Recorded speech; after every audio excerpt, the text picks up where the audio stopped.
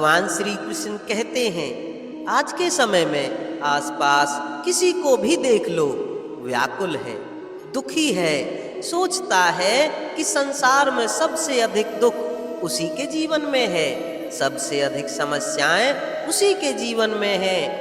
संसार में ऐसा कोई व्यक्ति नहीं जिसके जीवन में समस्या नहीं, और संसार में ऐसी कोई समस्या नहीं जिसका हल मनुष्य के पास नहीं।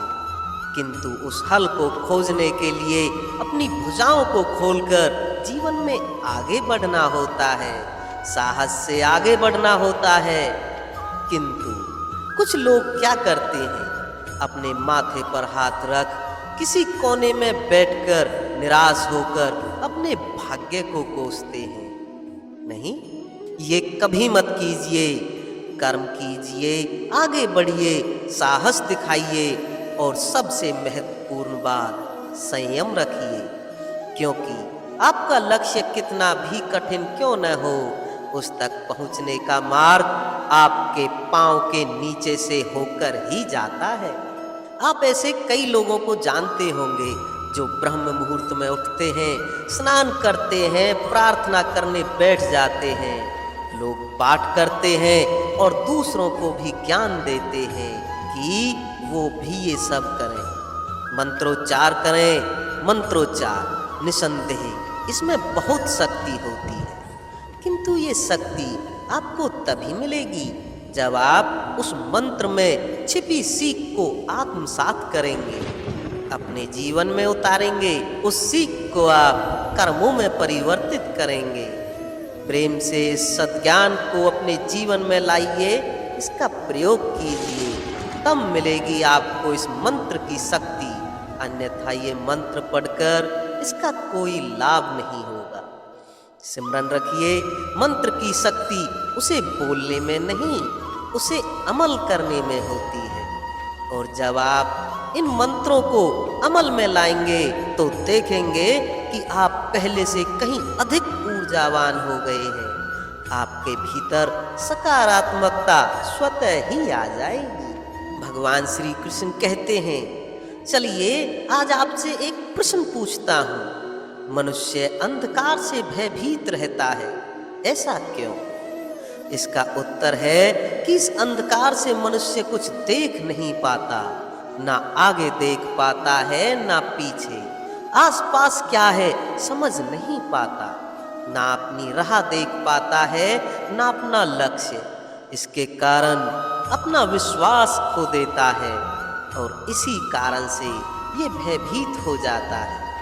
चलिए अब आपसे एक और प्रश्न करता हूँ, क्या इस संसार में इतना अंधकार है कि एक दिए का अस्तित्व ही मिटा दे? नहीं है, उल्टा ये छोटा सा दिया अंधकार को चुनौती देता है, स्वयं जलकर संसार को प्रकाश देता है। एक छोटा सा दिया।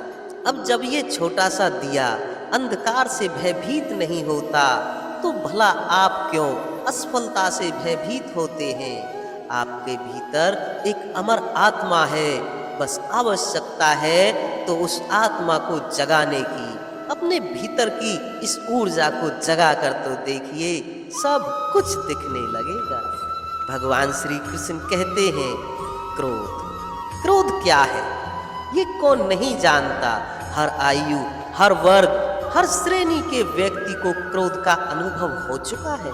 बल्कि किसी किसी का तो परिचय ही इस प्रकार दिया जाता है कि ये व्यक्ति अत्यंत क्रोधी है, इससे तनिक सावधान ही रहना। अब क्रोध क्या है हम सभी जानते हैं, किंतु ये क्रोध कर क्या सकता है ये बहुत कम लोग जानते हैं। क्रोध कुछ इस प्रकार है, किसी जलते हुए अंगारे को पकड़ना और किसी और की ओर फेंकना। अब इसके पीछे आपकी मंशा होती है सामने वाले को जलाने की, उसे पीड़ा पहुंचाने की, किंतु उससे पहले तो आपके स्वयं के हाथ ही जल जाते हैं। तो स्मरण रखिए, जब भी आप किसी और पर क्रोध करते हैं, सर्वप्रथम वो आपके विनाश का कारण बनता है। मैं कहता हूँ, जब इस संसार में करने के लिए प्रेम है तो क्रोध करना ही क्यों। प्रेम कीजिए और यही प्रेम सब में बांटिए। भगवान श्री कृष्ण कहते हैं, अक्सर हमारे पास एक बहाना होता है कि संसार में हम करें तो क्या करें। जो हम करना चाहते हैं वो पहले से ही कोई कर चुका है। हमारे पास तो कुछ करने के लिए है ही नहीं। यदि आपको उदाहरण दूं तो एक पूजा की थाली को देखिए जो पहले से ही सज करके रख दी गई है। अब ऐसे में हम सोचते हैं कि करना क्या शेष है, सब कुछ तो पहले ही हो चुका है। अब यहाँ पर समस्या कर्तव्य में नहीं है, यहाँ समस्या हमारी सोच में है।